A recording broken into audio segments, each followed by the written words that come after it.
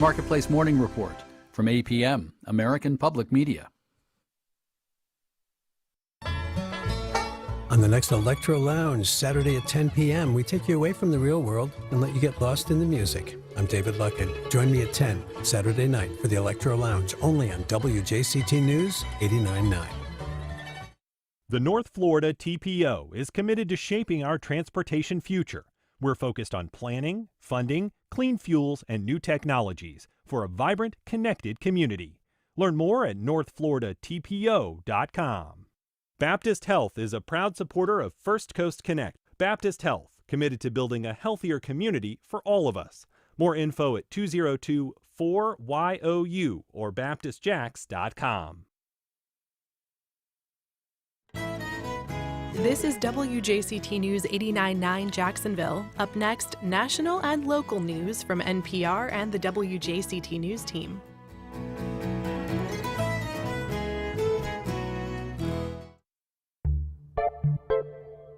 Good morning, I'm Ann Schindler, and on today's First Coast Connect, it's the biggest stories of the week. A deep dive into the Douglas Anderson scandal unearths a promised accountability report that's long overdue and nearly 3 times over budget. A viral traffic stop video continues to generate controversy after a police body cam shows an officer aiming his gun at the motorist. The governor sets a new record for approving executions following the 9th death last night. And a Florida Power and Light inspection report shows employees were fearful of reporting safety concerns at a nuclear power plant. Later, you could almost call it a Golden Girls prequel. We tell you about an upcoming production of a friendship comedy by the same playwright. Join the conversation. Give us a call at 904-549-2937 or email us at firstcoastconnect@wjct.org. It's all ahead this hour after the day's news. Live from NPR News in Washington, I'm Windsor Johnston. Canadian Prime Minister Mark Carney says he's disappointed that President Trump has boosted tariffs against Canada to 35%.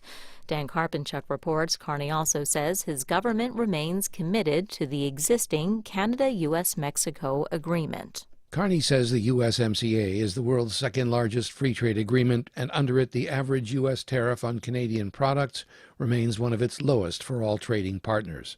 However, some sectors, such as steel and aluminum, automobiles, and softwood lumber, are going to feel the weight of U.S. tariffs.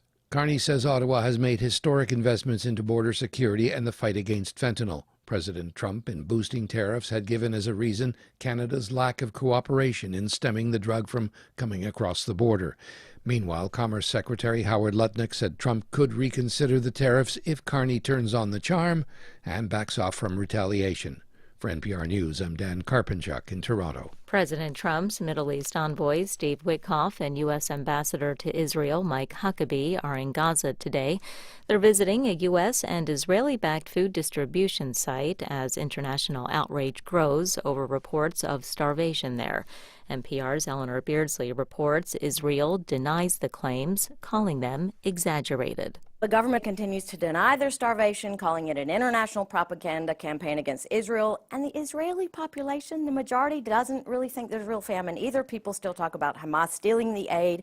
I spoke with columnist Gideon Levy at Haaretz newspaper yesterday. He told me Haaretz is the only media outlet in Israel reporting on the starvation and what's really going on. That's NPR's Eleanor Beardsley reporting. Witkoff is also expected to travel to Russia in the coming days as President Trump turns up the pressure on Moscow to end the war in Ukraine. The White House says more than 150,000 federal workers took the administration's deferred resignation offer. NPR's Andrea Hsu reports that number offers a glimpse into the scale of President Trump's overhaul of the government's workforce so far. Until now, there had been only piecemeal information about how many federal employees had taken the Trump administration's offer to resign from their jobs in exchange for pay and benefits through the fall. 150,000 would represent roughly 7% of the government's civilian workforce. And still, the total number of people who have left the government, either because they resigned voluntarily or were forced out, remains unknown. The nonprofit Partnership for Public Service has come up with its own estimate based on official announcements, news reports, and limited data from agencies. That group found the largest reductions have been at the Treasury Department, the Department of Agriculture, and the Department of Defense. Andrea Hsu, NPR News. This is NPR News in Washington. Good morning. You're listening to WJCT News 89.9 in Jacksonville. I'm Stephen Ponson. It is now 9:04. One murder trial, two separate juries, and a single verdict delivered hours apart. Guilty. Jacksonville rapper Hakeem Robinson, known as Queso, and his cousin Leroy Whitaker Jr. were accused of the 2020 shooting death of 23-year-old Charles McCormick Jr. at an Arlington shopping center. The jury assigned to Whitaker handed down its guilty verdict shortly after receiving the case Thursday morning, and Robinson's jury came back with its guilty verdict that afternoon. The two juries heard 7 days of testimony, but closing arguments and the judge's instructions were delivered to each one separately. A sentencing date for Robinson and Whitaker will be set at a September 8th hearing. A little more than a month after announcing a bid for the U.S. Senate in 2026, Democrat Josh Weil is dropping out of the race, citing health reasons. In a statement, Weil says that Florida deserves a senator who can fight for them 100% of the time, and he does not want the seat unless he can give 100%. If his name sounds familiar, it's because he was the Democrat in the special election in April this year for the Congressional District 6 seat, which covers parts of St. Johns, Putnam, and Flagler counties. Weil was vying to take over the U.S. Senate seat currently held by Senator Ashley Moody, who's seeking to win a full term herself after being appointed earlier this year by Governor Ron DeSantis. At least one more day of this heat wave in northeast Florida and southeast Georgia, as we will have low rain chances this afternoon as well. But this weekend, our rain chances increase. Support for NPR comes from NPR stations. Other contributors include BritBox, presenting Outrageous, a new BritBox original drama based on the scandalous true story of England's infamous Mitford sisters. Streaming this and more original series at BritBox.com. Support for First Coast Connect is provided in part by Baptist Health and North Florida TPO. Opinions expressed on the First Coast Connect Week in Review are those of our panelists and do not reflect the views of WJCT News 89.9.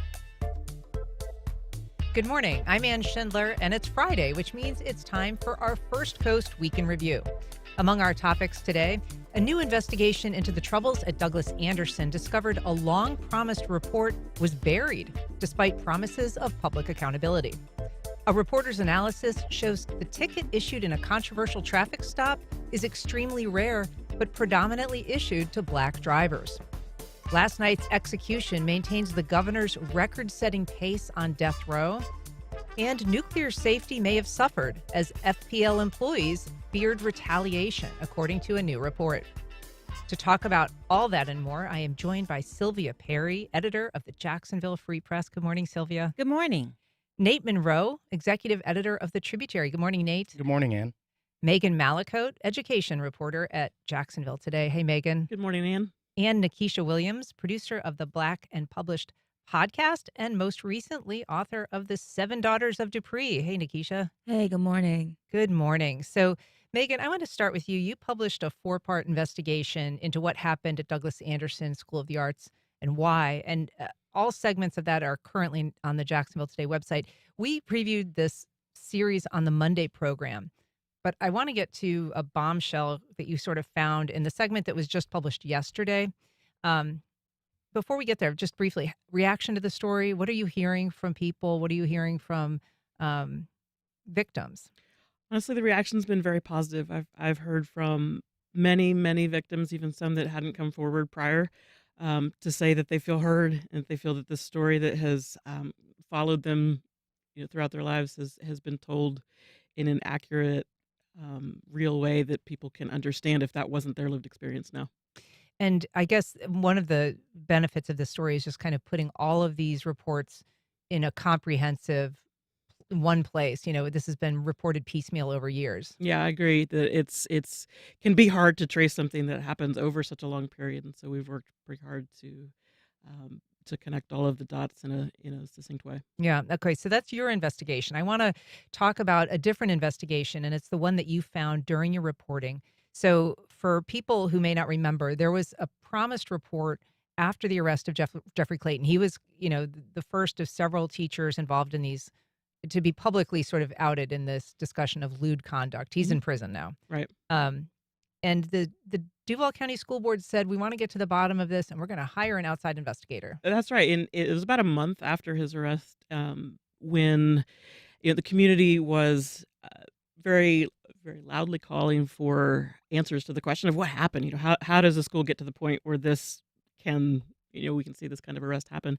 And so at a meeting in late April of 23, the school board decided to commit $35,000 at the time to retain an outside law firm.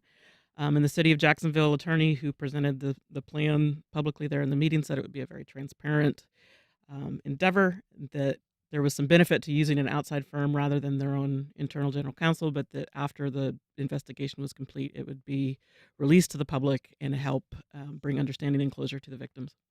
And so specifically, the promise was that this was going to be a public record. It was going to be available to, quote, anybody who wants to know what happened and who did what to who and who's been disciplined and who not. Right. Okay. Right. That's his quote, right? That was the promise. Right. Yeah. And in fact, that report has been finalized for a year, since June 2024. It was never released publicly. You had to ask for it for months. It was a long process. In fact, I was rather surprised to learn in the end that it had been completed so long ago, because the school board really hasn't said much publicly about that report since the initial decision to spend the money to hire them. But the community has continued to call for it. I mean, that's one of the things that I kept hearing from people as I was interviewing over and over was, where's this, we look forward to receiving the report. I think there was a kind of just an understanding that it could take a while to get to the bottom of such things. But, it had been 2 years by this point, and so people were asking, where's this report? So I put in a request in, I believe it was early February, with both the city and the school district, and just faced a lot of pushback and hoops to jump through in order to get that. And it took the report getting leaked to me by two different unrelated sources from each other, and then having to go back to the district and saying, look, I know that this record exists. They Please told you produce there it. was no record. They did. They said no records exist. Yeah. And so you actually had to go back and say, I know this record exists because I'm looking at it. Someone leaked it to me. Right. So really transparent. Yes. Meanwhile, the report itself, which cost about 3 times as much as the original, contract, it ended up costing over $100,000. And having looked at it, it just isn't all that much. Right. Well, and to be fair, what I know is that the district has spent 3 times the amount. They spent about $100,000 to that law firm in the period of time from when the money was authorized to when I had put in this request, and they couldn't produce an itemized list of what that money was for. And so it could have all been for this investigation. Perhaps they hired them for other things. It's unclear, and they didn't clarify. So I don't know. It could have cost up to $100,000. I don't know. That's what the school district has spent. Right. And to be clear, when you say you're not sure, it's because you asked for invoices, you asked for financial records from the school district about how this money was spent, and they told you that they could not provide But they that. couldn't produce it. Right. That's kind of astonishing. The report itself is about 3 pages long. It's 3 pages long. It does have a table of contents, so the document itself is 4 pages. It's about 1,000 words. Are names named? Names are not named. Is responsibility assigned to anyone? Details are very slim, I suppose. There's not a lot of details, as you can imagine, in a report that's that short. So it gets to the end, and it suggests a series of action that the district needs to take. And those action items were part of the plan that interim superintendent Dana Krisner had published kind of right before she left in last summer. She had a 20-point plan. There's maybe about 5 recommendations in this plan, so hers was perhaps more comprehensive. But no, it's a very mystifying thing to have this report that was promised to be like answers, right, come forward and then see that it's so slim. What struck me was just that the report didn't uncover, half the things that you did in your investigation. Well, thank you for that. I appreciate I that. mean, I you did try to be uncovered, thorough. But, yeah, I mean, you named many more names, Yes. and you found many more, teachers that have been credibly accused of sexual misconduct. Right. Nate, as a reporter, I just wonder if you can speak to the records aspect. Nothing kind of makes my blood boil more than being told a record doesn't exist when you know it exists. What do you think is happening here? I mean, I have a version of this conversation often where, outside of Florida, journalists tend to assume that Florida has very liberal, open public records laws and like we're the envy of the country. And it's like on paper, that is true. In practice, I mean, every day, we can see loopholes and, ways that public officials here, commonly evade disclosure. In practice, Florida's public records laws are not very good. There's supposed to be a very broad array of things that are available to us, and they're often not because they're slow walked. And time really kills stories. Time is almost worse than the money, and often the money is a big thing.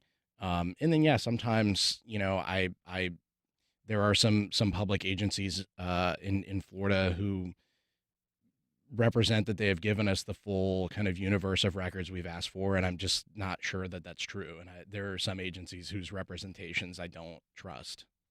Sylvia, when you is this the kind of thing? I mean, what Megan has reported on, is it the kind of thing that you would expect the school board itself to respond to either acknowledge or look into the concerns that she's raised and perhaps discuss them publicly? Absolutely. And you hate to think that, considering the millions that have now being spent on this issue and the cost that it has been to the students, that we would need more resolve than just lip service.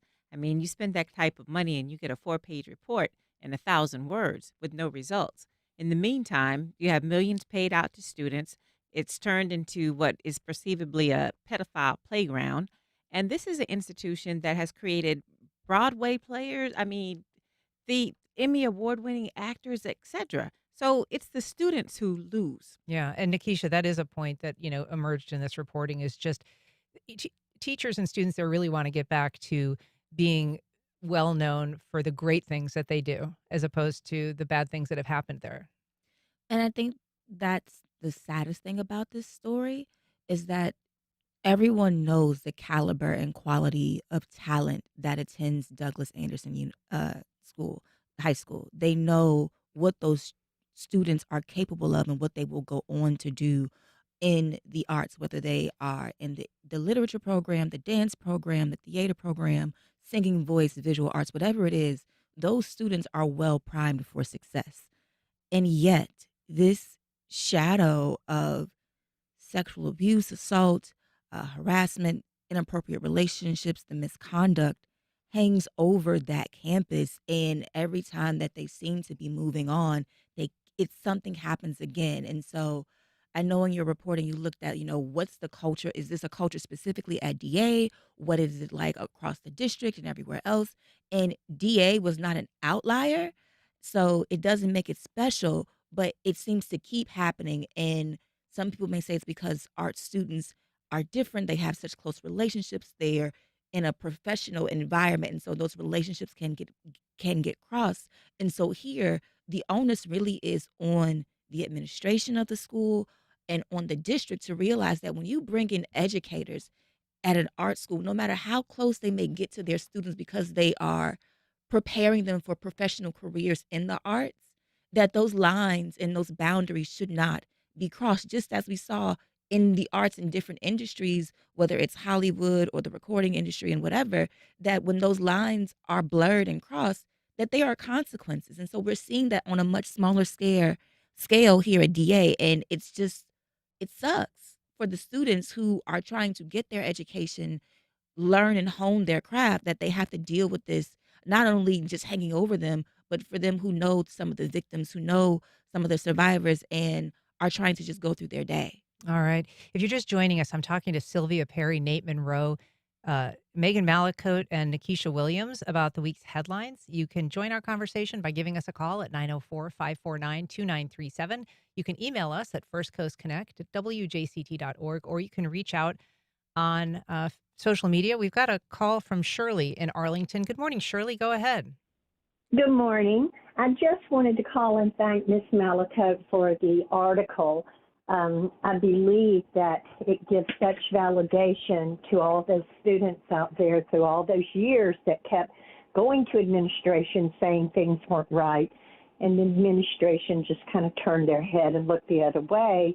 Not sure why that happened, and I'm glad that Ms. Mallicoat has brought this to the front and center, and we need to go a little further. We need to find out where those public records are, and we need to make sure that this never happens again.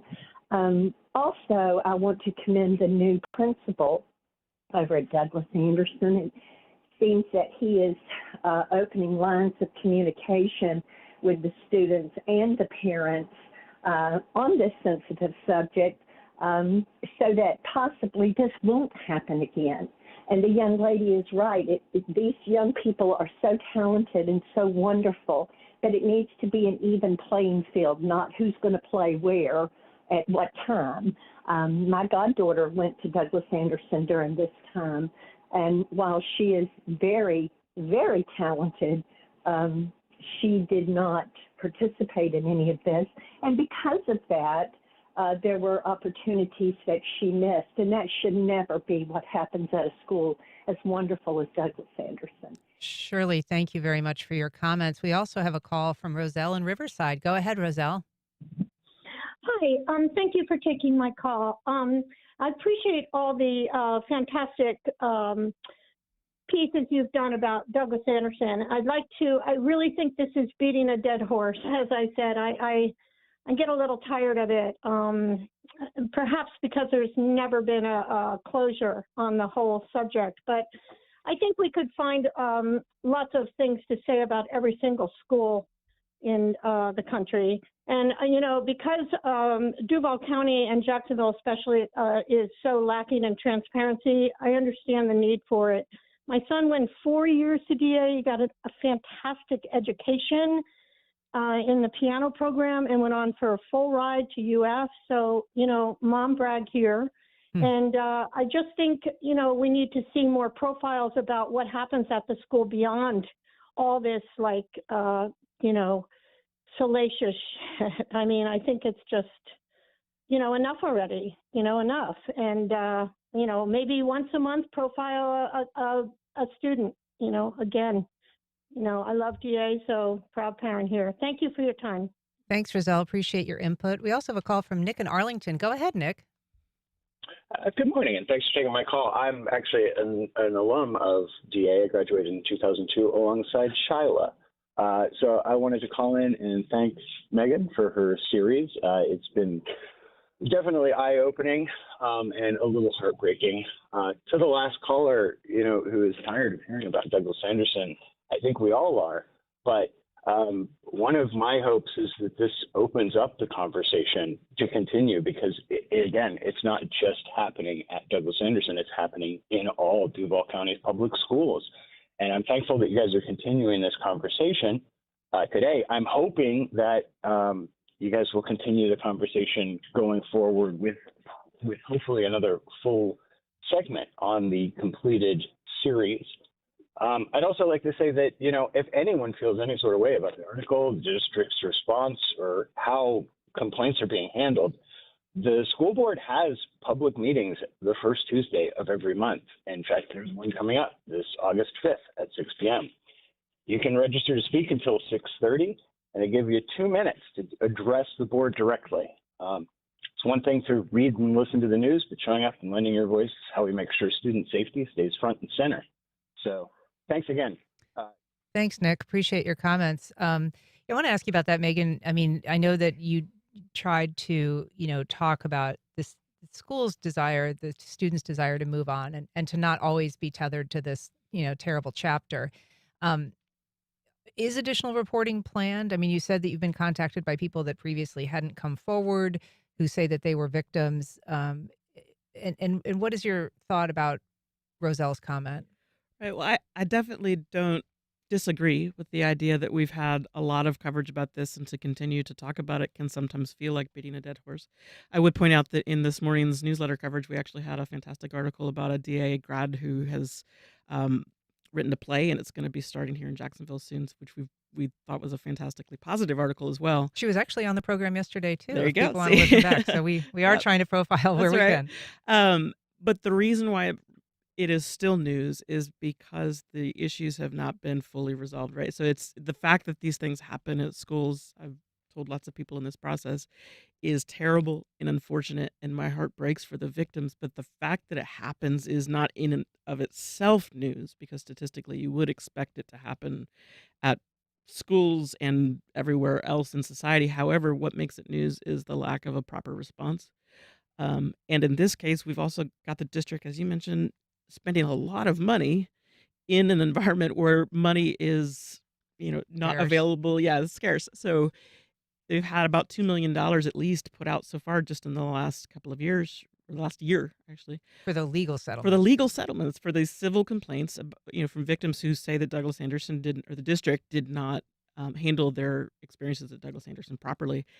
And that's what makes it news in this case as well. Yeah. And the fact that you spend $100,000 for a report that gives you absolutely no resolve. That also, yes. The most. That Yes. the most 1,000 resolve. words is an hour's worth of work from the writer. Yeah. It's an hour 15 worth of work. If you were getting $100,000 for that every time, Nikisha, Right. you would be sitting in a mansion somewhere. Right. I do want to move on and talk about something that hasn't really left the news since it made the news, and that's this traffic stop. William McNeil, it was a viral video because of the way that the arrest went down. A window shattered on his car by a police officer, and then he was, punched in the face and then arrested. This all evolved out of a traffic stop over the fact that he didn't have his headlights on. Nate, I want you to talk about this because your publication, The Tributary, did great investigative work on this, and you looked into the number of tickets issued for this offense. Tell us a little bit about kind of why you decided to go down that particular avenue, and then what you found. Sure. Yeah. Our senior investigative reporter Nicole Manna did some very good work here. We, of course, saw the viral video. We saw the stop, like everyone did, and we thought that the coverage was good and solid and everything it needed to be. We sometimes have the luxury of getting to sit back and say, what is it? What can we contribute here that we don't feel like is sort of part of the known universe of things at the moment? And what struck us from the beginning was that this seemed like an odd citation. There are a lot of people who have seen the video and said that it was not raining when he was pulled over, which is true. And there's no video, as far as we're aware, that shows it raining when he was pulled over. So we looked at the statute, and the statute, it's a state law that says your headlamps have to be on in inclement weather, and it defines inclement weather as rain, fog, or smoke. Rain, fog, or smoke, that's it. It's not like kind of rain or maybe had rained. It just is rain, fog, or smoke.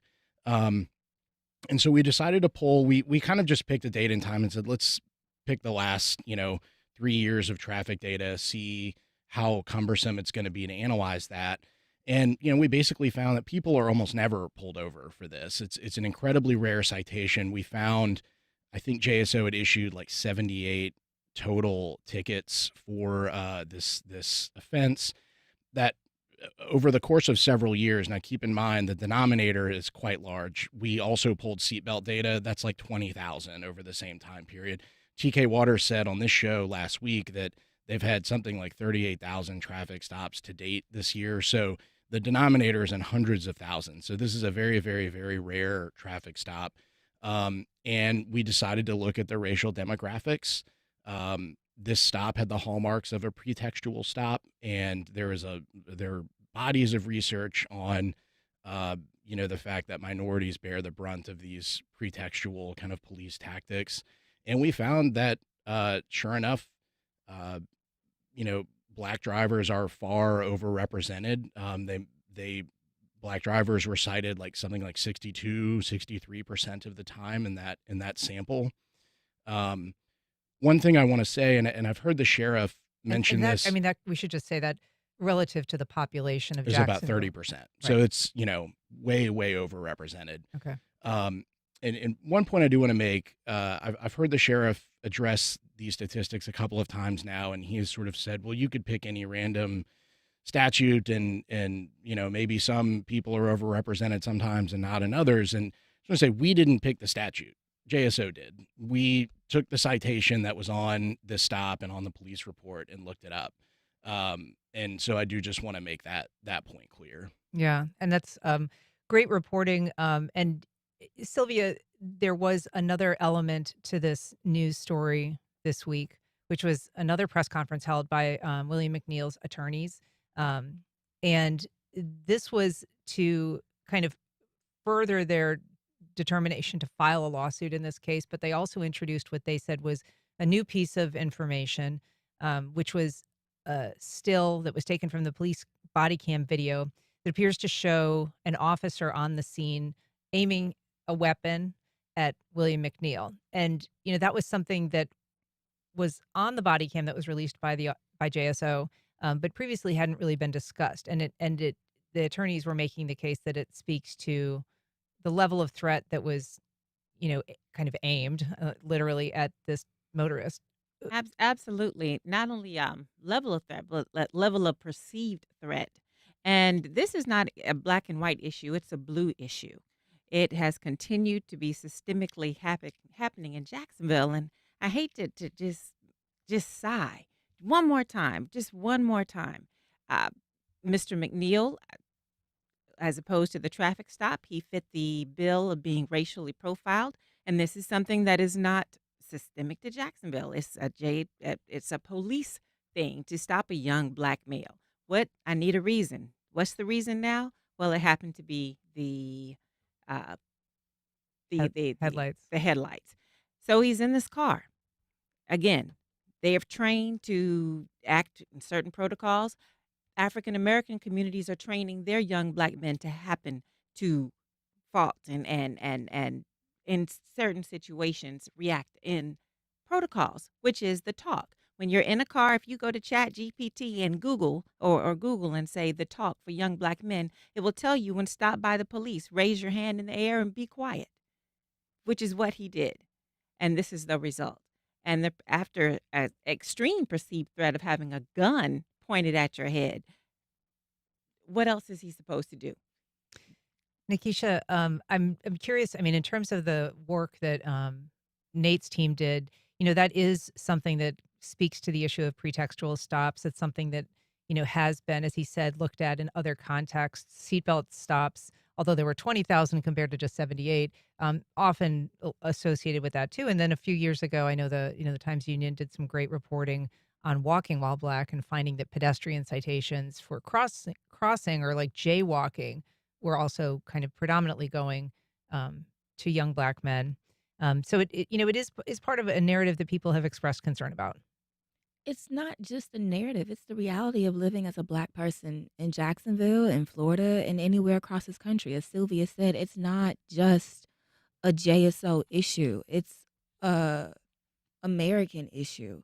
And so pretextual stops, whether it's stop and frisk up in New York, whether it's headlights and seatbelts in Jacksonville, whether it's something else in California, it's just the reality of living as a black person. Like my son is 10.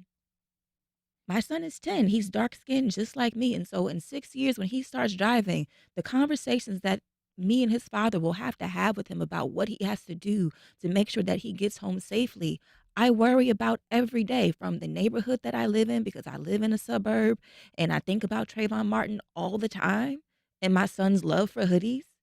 And if he happens to be tall or muscular, which he already is, like, that's a reality. And so this just goes to show that Black lives don't matter when it comes to law enforcement, no matter where you are. He had his hands up and he was unarmed and had a gun drawn on him.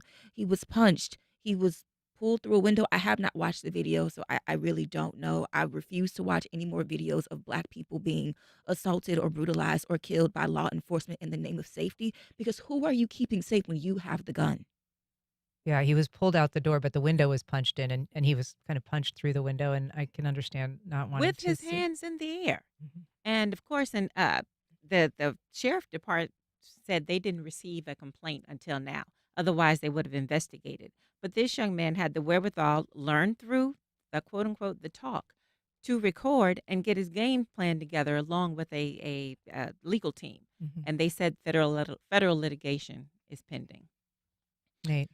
Yeah, the sheriff did, when all of this started, he did bring up this issue of sort of questioning why McNeil did not file an administrative complaint against this officer, and kind of implying that must have meant, that there was some intention to create a spectacle out of this. Otherwise, he would have told us this a long time ago. And I do just want to point out some context. A couple of years ago, the sheriff's office arrested a man who filed an administrative complaint against an officer after a stop. And they arrested him on the rationale that he had lied in this complaint. And the sheriff went on this kind of PR campaign about, look at how great this is. I'm not going to allow people to lie about our officers anymore in these complaints. I have had defense lawyers tell me that they would not advise their clients to file an administrative complaint after a traffic stop like this, because you're opening yourself up to legal liability. The sheriff has shown himself willing to arrest you if you put information in that complaint that JSO later determines is sufficiently inaccurate. So unless JSO, I guess, agrees with everything in your complaint, there seems to me to be a risk that maybe they'll arrest you because they've decided you've lied. And to that point, the sheriff has sort of said he's reserving judgment on the stop, but has also been very defensive about the stop. And again, is I think cast aspersions at McNeil for releasing his video and sort of suggesting that there's something untoward about that. That would make me nervous about filing a complaint if I heard the sheriff say that. Yeah. Speaking of what the sheriff has said, there was a media availability. He spoke this week in reaction to the press conference that was held by McNeil's attorneys. And he was asked specifically about the question of the officer who appeared to draw a weapon and whether that was appropriate. Let's take a listen to what he had to say. Why would you not draw a gun when someone is refusing to do what you asked them to do on a traffic stop, a lawful traffic stop? They're here to serve this community, protect themselves, and protect our community.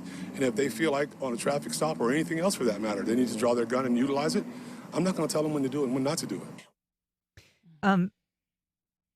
I would just throw it open if anybody has a comment. Just the fact that he said unlawful traffic stop. It just leaves you totally speechless. Another part of this that has consistently been pointed out is that JSO polices themselves. There is no external police conduct review. Nobody else serves as judgment. So again, when it comes to the complaint process, what are the odds that you're going to find fault within your own house and publicize it? The question of whether it's a lawful or unlawful traffic stop, he's saying it's a lawful traffic stop. It's kind of my understanding that that's still part of the administrative review process that really hasn't been completed. But he has said that, he's going to defer to whatever that recommendation is once this officer's gone through that administrative review process. Can I just throw something out here too? We've used this term pretextual traffic stop, and, for listeners who just don't maybe are not super familiar with that term, this is when an officer uses a minor traffic violation to stop someone with the true intention of searching the car, that there's some underlying reason that the stop happened that's not actually the reason given. And this stop, no one has come out and confirmed that, this is a pretextual stop. The sheriff has defended the legality of them and has said we are allowed to do them. And again, it sort of has the hallmarks of it. One point I want to make is that and as pretextual stops are a controversial police tactic, and one of the reasons they are is because you're provoking the driver from the outset. When you pull someone over for a nitpicky sort of traffic violation that may or may not even be one in this case, you are provoking the driver. And what often happens in these cases is you see the officers turn that driver's understandable frustration and anxiety about being pulled over against them. And sort of, well, why are you nervous? What's in the car? Why would you be nervous? I pulled you over. Why are you frustrated? That is part of what makes these stops controversial in the first place. JSO does not have to do them. It is not scripture that JSO has to allow its officers to do this. This is a policy choice that's been But that's made. also what makes the sheriff's comment so disheartening about why wouldn't they pull a gun, because if you talk about these pretextual stops and then using the driver's own frustration against them, they can often turn deadly. In many of the viral video situations we've seen over the last decade or more, Walter Scott in South Carolina was pulled over for a busted taillight. He was shot in his back. Sandra Bland in Prairie View, Texas, was pulled over. She was smoking a cigarette. The officer didn't like it, and then she's found dead in her jail cell 3 days after she's arrested for resisting without violence. Like, this is life and death for the people who are for black and brown people who are on the other end and who are behind the wheel, who are often not armed, and then are then their frustration that anybody has when they're pulled over, no matter what color you are or what race or creed you claim. Anybody is going to be annoyed when you're pulled over, even if you're in the wrong for speeding.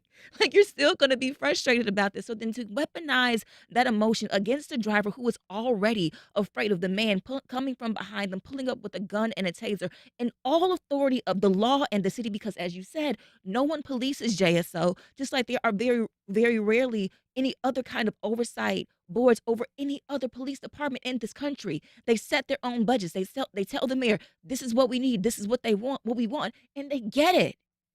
And so we see the mayor not the mayor, the sheriff going on this campaign to save his officer and slander this man who, rightfully so, may have been scared to file an administrative complaint, because what good is that going to do if you're just going to arrest me because you said I lied on you? It's my word against yours, and we already know that the person with the badge is assumed to be the one who's telling the truth and not the person pulled over on the pretextual stop. This is a game of life and death, and it's not a game at all, but that's the way the sheriff is treating it. And going on the smear campaign is the reason why Mr. McNeil retained an attorney in the first place, so that he would find some justice in the system of criminality. Got a call from Michael on the north side. Good morning, Michael. Go ahead. Yes, good morning. I just want to say, black men targeted by the authorities. Breaking news. Shocker. Who would have thought? But seriously, what really is shocking, surprising, and sad is that we have a black sheriff who would come on the airways and pretend like there's no way racial bias and profiling could ever be a factor in these police stops. And the numbers that one of your panels just cited shows us that that's not true. So it's disheartening to know that this man is black. He's had similar experiences as other black men, and he just refuses to acknowledge that racial profiling and biases does play a role when it comes to us. And when I say us, I'm a black man, us being pulled over by the police. That's sad to me. And lastly, I just wanted to say thank you to Nikisha for always using her voice to speak truth to power with such conviction. I really appreciate it. We need more like you. And I just want to say thank you, and I appreciate it, and I'm sure I'm not the only one. All right. Well, thanks for the call, Michael. I want to move on and talk about a report that your publication, Nate, did this week on nuclear power in Florida. This is a really eye-opening piece of journalism. You did joint reporting with the Tampa Bay Times, and basically you're looking at concerns about safety, the safety culture at two Florida Power and Light nuclear power plants here in Florida. Yeah, the thrust of the report is that we found over the really dating back to 2017, 2018, there have been a number of issues and concerns around Florida Power and Light's operations and maintenance of its two nuclear power plants in Florida, which are the only two active nuclear power plants in the state. Those issues are both work safety culture. So NRC, federal regulators have found that there was a chilled work environment at one of those two power plants, which means that employees were broadly afraid of reporting safety issues lest they are retaliated against. There have been documented issues by federal regulators in the past of a contractor being fired for reporting a safety issue. There have been issues with falsified reports being made at these power plants. And we also found that these power plants are having emergency shutdowns at twice the national average. All of this is stuff that's been disclosed in very technical reports and has really escaped sort of public attention. And so we kind of connected the dots on what might have otherwise looked like some discrete controversies here and there. Yeah. And so the agency that you're talking about that does these assessments, talk a little bit about how you had to kind of find their reports and then the other information, kind of where all that lives, because it's not like this was just a prospectus that you were going over or some sort of, regularly filed routine report. This was something that you and your co-reporter really had to kind of dig at. Yeah, I mean, so a lot of the information we got came from various filings with the Florida Public Service Commission. The Public Service Commission is unlike any other decision-making body in Florida. It has a very opaque, very hard to navigate kind of almost court docket that you have to go through. And there are lots of different dockets for different utilities and different issues with those specific utilities. And so some of these were documents attached to other documents and files. Some of them were filed, but just in weird places it was hard to find them, even knowing what I was looking for. And that's kind of, one of the criticisms of the PSC generally is that these are people who set, electric rates for many millions of Floridians in the state. But their process is very hard to engage in if you're a layperson, which is most of us. Right. And so you're kind of piecing this information together. So the safety is one component about it. And I feel like, a lot of people, the concerns about safety at a nuclear power plant really seem, they're sort of existential, right? They're the kind of thing that we would worry about in a way that we wouldn't worry about if our sewage plant had some problems, or Right. if the culture of safety at, the Buckman sewage treatment plant was, not what it should be. So what are the impacts of, from the people that you've spoken to about this kind of culture of fear? Well, I think the thing in the backdrop that is really important. Now, one, as you said, everything at a nuclear power plant is higher stakes. The other thing is that the United States fleet of nuclear power plants is quite old. And as these plants get older and are going to continue to be operated for decades to come, keeping up with maintenance and safety culture are even more paramount than they would be otherwise, because these plants Turkey Point is going to be operating until the 2050s. St. Lucie, the anticipation is they're going to get a license renewal to continue to operate for decades. These are plants that came online in the 70s. And Turkey Point's kind of Tampa area, and St. Lucie's. Turkey Point is south of Miami. St. Okay. Lucie is north of Palm Beach. Okay, Yeah. very good. The one that's in Tampa is shut down, I guess, Yes, now. Okay. yes. I've got a lousy memory for nuclear power But plants. people there are still paying for the decommissioning of that plant. Mm.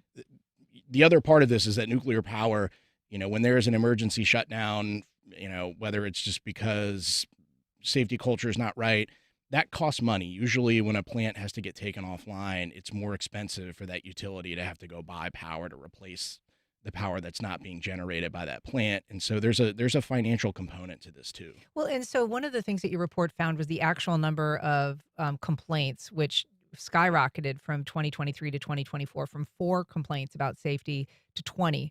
And that was more than any other facility in the country. But you also looked at the number of emergency shutdowns that were precipitated by some sort of safety concern or manufacturing malfunction. How many were there of those, and what is the cost attached to each one of those? Yeah, so emergency shutdowns are called scrams in the industry.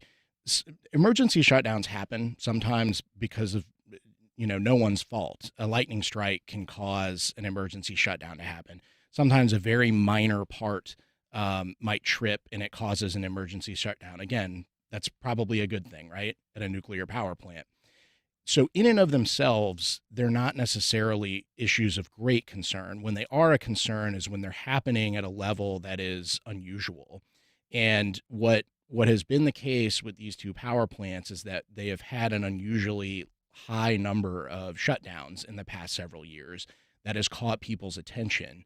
And there are experts who have looked at this who have said, some of these shutdowns are on FPL. They're on, these plants are not staffed enough. The safety culture might be contributing to this. And so when there is, these shutdowns can cost about $1 million a pop. And so the argument is if blame can be assigned to FPL because of these shutdowns, FPL should be the one to eat that cost, not ratepayers.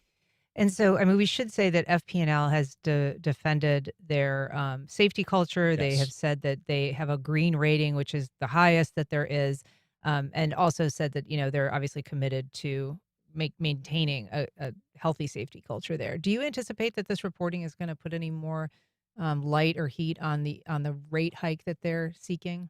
I think that I think that there will be some effort to raise questions about the operation and maintenance costs of these two facilities, and how that plays into the rates that FPL is asking for. Yes. All right. Well, great reporting once again by the Tributary. I do just briefly want to talk about, very, very briefly, there was this execution last night.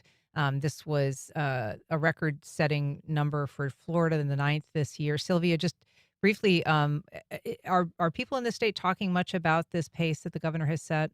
No, this is the highest execution year since 2014. I know Nikisha has been doing some research on that, so I'll refer to her on that. It's not even so much research. It's just for me, it's another example of DeSantis' cruelty, and I'll leave it there. But we're on pace to have the highest. He's already signed the warrants for the 10th and the 11th.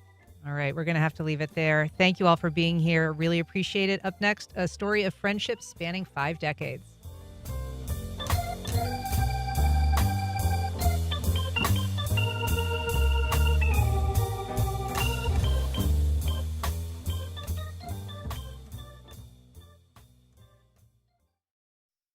Artists set up an apartment in. What happens when 8 friends secretly build an apartment inside a mall?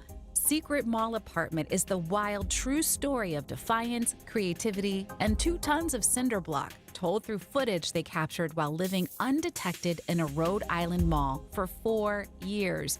Join us Wednesday, August 6th for Film at WJCT Studios. Doors open at 6:30, film at 7. Get tickets now at wjct.org/film. On the next Fresh Air, actor and writer Griffin Dunn. He grew up in Beverly Hills, where his family entertained Hollywood celebrities. That makes for entertaining stories, but at the heart of his memoir, Griffin writes about how the Dunn family overcame significant traumas, including the murder of his sister, Dominique. Join us. Today at 1 on WJCT News 89.9.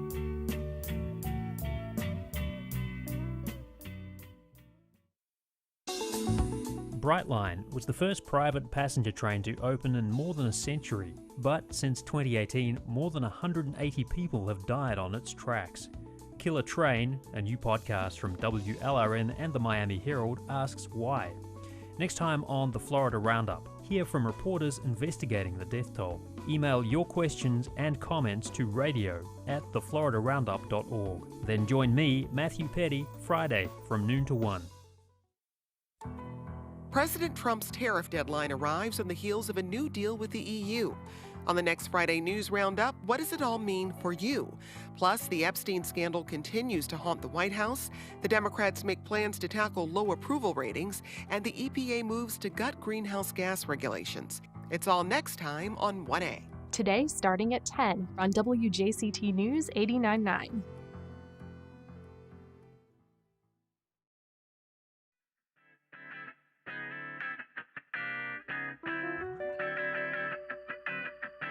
Welcome back. A community theater at the heart of Amelia Island's historic district is closing out its 44th season with a lighthearted production celebrating the resiliency of women and the power of friendship. Here to tell us about it is Joseph Sturman. He's the director of the Sweet Delilah Swim Club. Good morning, Joe. Good morning. Can I call you Joe or is it Joseph? Joseph. Joseph. All right. We're going to stay formal.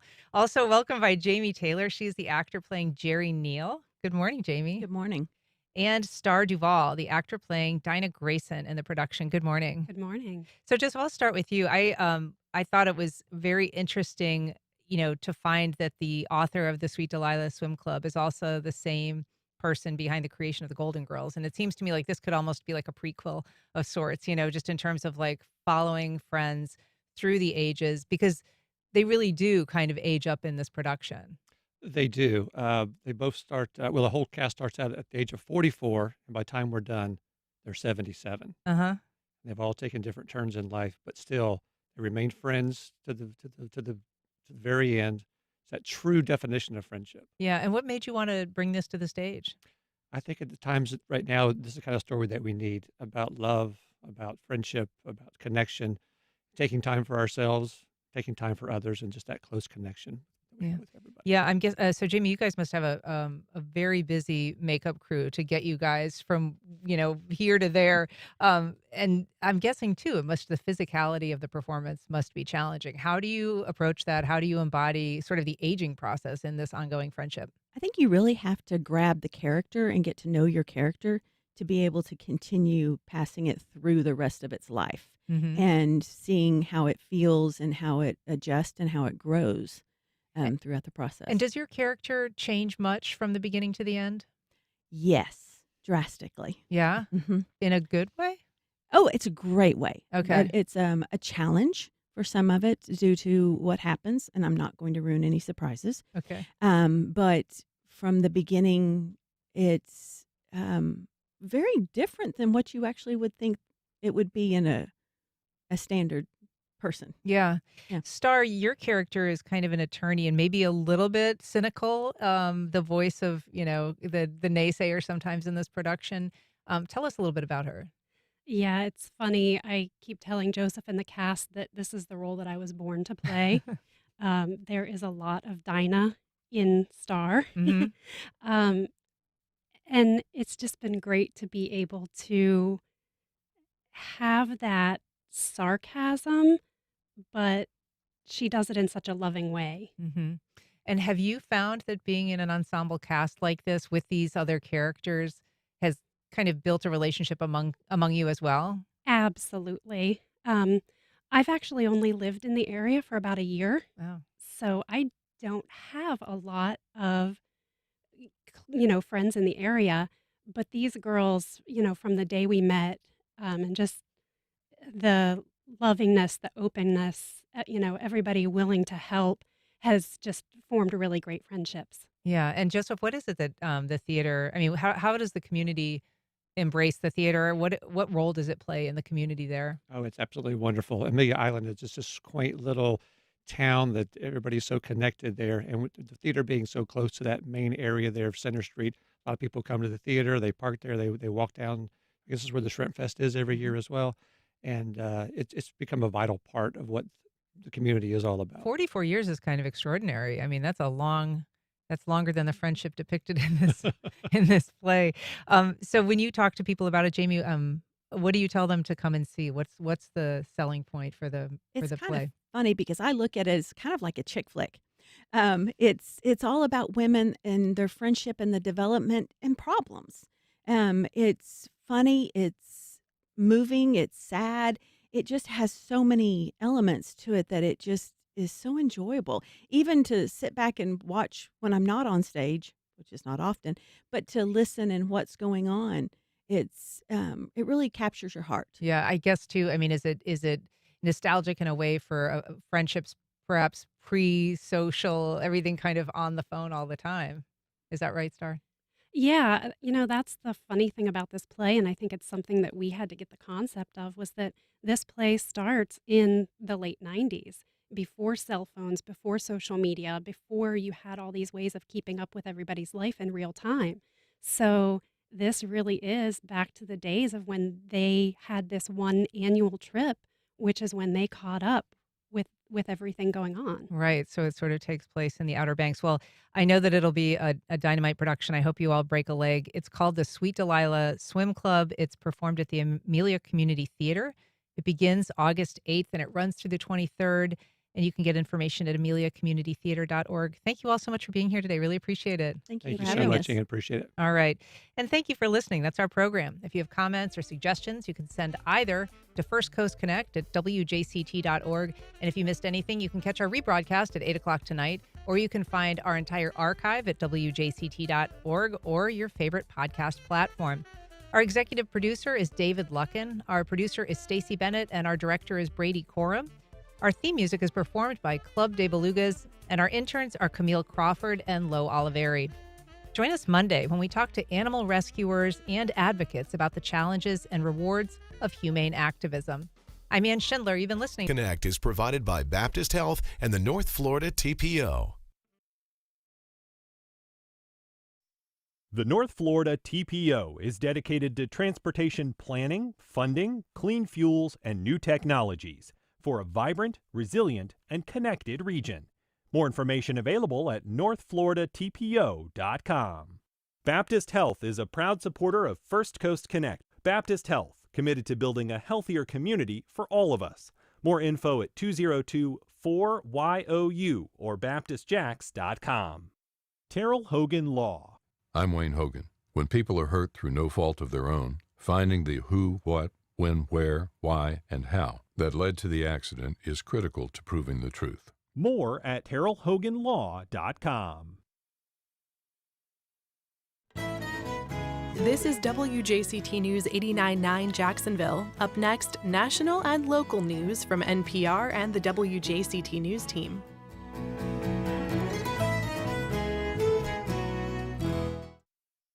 Tariff deadline day arrives, and President Trump puts more than 60 countries on notice.